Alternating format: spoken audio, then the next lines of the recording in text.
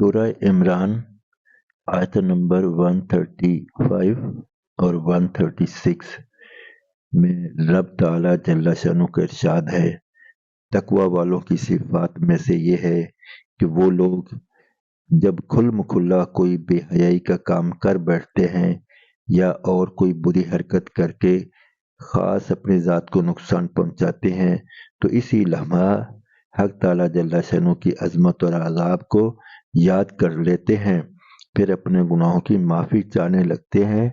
और बात ये है कि सिवाय हक़ ताला जल्ला शानु के कौन गुनाहों को माफ़ कर सकता है, और बुरे काम पर वो अड़ते नहीं।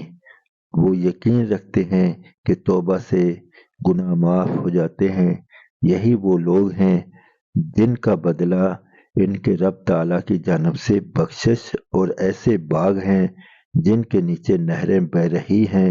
ये लोग इन बागों में हमेशा रहेंगे और काम करने वालों की कैसी अच्छी मजदूरी है। अब देखना ये है कि हम क्या अपनी किसी गलत बात पर अड़ जाते हैं या उसको मालूम होने पर कि ये गलत है छोड़ देते हैं। असल में सबक तो हमारे लिए है, काश हम इससे सबक हासिल करें। सूरह इमरान